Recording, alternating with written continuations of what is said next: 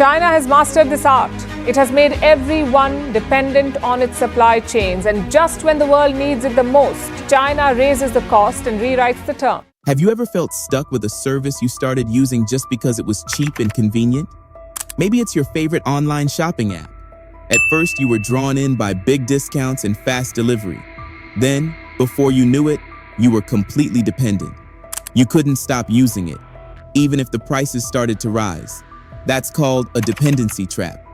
And it doesn't just happen with apps, it's happening on a global level. Right now, the entire world is caught in a massive dependency trap.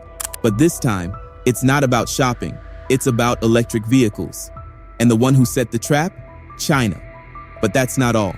Keep watching, because what China is planning next will surprise you. You won't believe how far this goes. China has become the center of the world's electric vehicle supply chain. From raw materials to batteries, from production machines to final assembly, China dominates nearly every part of it. For years, countries and companies around the world have relied on China to keep the EV revolution going. But now, just when the world is trying to speed up its shift to electric vehicles, China is tightening its grip. It has announced new rules that will make it harder for other countries to access the technology they need. Recently, China made a big move. It announced new restrictions on 8 types of important technologies. These are not just any technologies. They're the core tech needed to make EV batteries. And here's what the rule says. From now on, if a Chinese company wants to share this technology with someone outside the country, it must get special permission from the government. That means trade deals, investments, partnerships, whatever the reason, none of it can happen without a license from Beijing. This kind of rule is known as an export control. But it's not just a technical detail. It's a clear sign that China wants to control who gets access to the future of transportation. So why is China doing this now? To understand that, we need to look at what's happening around the world. Right now, global trade is under a lot of pressure. Countries are putting up tariffs and barriers to protect their own industries. The United States, for example, is in the middle of a new tariff war. It's trying to stop China from dominating key sectors like green energy and technology. This creates a unique moment, a chance for other countries to grow and become more competitive. But China doesn't want to lose its lead. By controlling who gets access to its EV tech, it's making sure that others don't catch up. China has a huge advantage in the EV world. Its batteries are not only cheaper, they also last longer and perform better than most of their competitors. That gives Chinese companies a strong position in the global market. They're years ahead. And now, with these new rules, China is protecting that lead. It's like putting up a fence around the secrets of its success. If a Chinese company wants to build a factory in another country, it now has to go through more steps. If they want to work with a foreign company to produce batteries, they need government approval. This slows everything down. It makes it harder for other countries to grow their EV industries with Chinese help.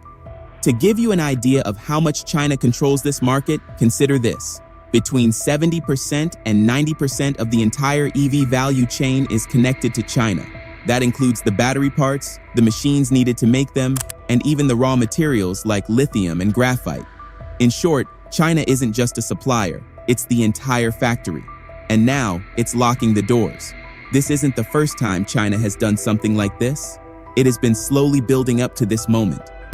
Over the past few years, China has been placing restrictions on different materials that are important for high-tech products.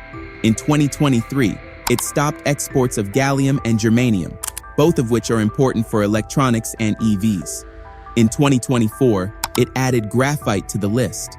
And in 2025, it went even further by restricting rare earth magnets. These aren't random decisions. China is choosing materials that the world can't easily replace. It's making sure that if other countries want to move forward, they have to go through China. Sometimes the strategy is not even official. For example, one of the biggest electronics companies in the world, Foxconn, has been expanding its business into India. Foxconn is a Taiwanese company and a major supplier for Apple. Its largest factories are in China, but it had started building more in India. Chinese engineers were sent there to help set up the new factories. But then, something strange happened. Those engineers were suddenly recalled. There was no official statement, no public explanation. But reports suggest the Chinese government may have pressured Foxconn to pull them back. This kind of shadow move sends a quiet message. China is watching, and it doesn't want to help build up its competitors. Now let's talk about India, because this is a country that's been heavily affected by these moves. India is working hard to build its EV industry. India, the world's fourth largest automobile market, is undergoing a significant shift towards electric mobility. It wants to reduce pollution, cut fuel imports, and become a major player in the clean energy future. But there's a big problem. Most of what India needs to do that still comes from China. In fact, about 75% of the lithium-ion batteries used in India are imported from China. And it's not just the batteries. India also imports the machines needed to make the batteries. $1.5 billion worth of them in 2022 alone. That's a huge dependence.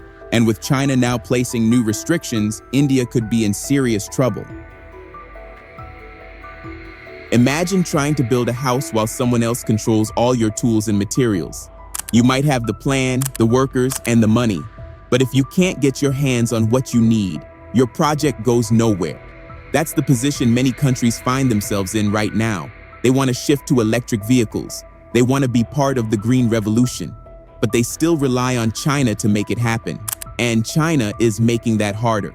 So what's the bigger picture here? What does all of this mean for the world? It shows that China has flipped the idea of globalization on its head. In the past, globalization meant open markets and shared progress. Countries would specialize, trade freely, and everyone would benefit. But now, China is using those same global systems as weapons. It's not just selling batteries, it's using supply chains as a form of control. By deciding who gets access to what and when, China is shaping the future of entire industries.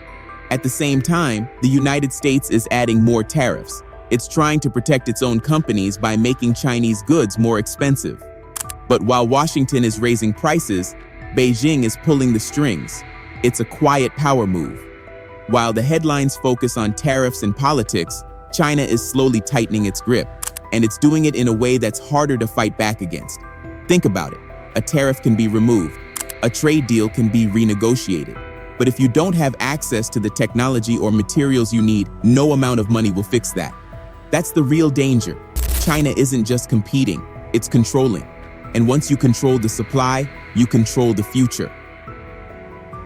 For everyday people, this might seem like something that only affects big companies and governments, but it actually affects all of us. The price of electric vehicles could rise. New technology might take longer to reach your country. Local factories might get delayed or canceled. Clean energy goals might be pushed back. This affects the air we breathe, the cars we drive, and the future of our planet. And all of it comes back to the dependency trap. The world got used to cheap, reliable supply from China. It was easy, fast, and cost-effective. But now, that comfort has turned into a weakness. Countries are realizing they can't build a secure future while depending on someone else's permission. They need to find new partners, build local industries, and invest in self-reliance. China's latest move should be a wake-up call. It's not just about licenses or export rules. It's a message to the world. If you want a piece of the EV future, you'll have to play by China's rules or find another way. This is the moment for countries to rethink their strategies. It's time to invest in local talent, encourage innovation, and build stronger supply chains that don't rely too heavily on any one nation. Because the EV race is not just about who gets there first. It's about who controls the road ahead. And right now, China is holding the keys. Relying too much on one country, no matter how powerful or advanced, can be risky. We've seen what happens when one nation controls most of the tools and materials the world needs. It can pull the plug at any time, and the rest of the world gets stuck. That's why now is the time to rethink how things are done. Governments must start investing more in their own people. Local talent, engineers, scientists, factory workers need better training, better tools, and more support. Young minds with big ideas should be encouraged to build, create, and experiment. Instead of waiting for other countries to hand over technology, nations should start developing their own. At the heart of this race, one thing is crystal clear. Innovation is the key. It's not about copying what others are doing. It's about creating smarter, stronger, and more sustainable solutions, from building better batteries to developing cleaner energy systems. The nations that invest in local talent, local inventors, and entrepreneurs will be the ones that stay ahead. It's not just about speed. It's not about who can roll out the most cars the fastest. It's about building a system that lasts, a system that's strong, resilient, and independent, a system that can survive when the rules of the game change overnight. In the end, this EV race isn't just about getting to the finish line first. It's about who controls the road ahead. And right now, that road is full of sharp turns. Only those prepared for the twists will stay on track. So, what do you think? Can the world break free from China's grip on EV technology?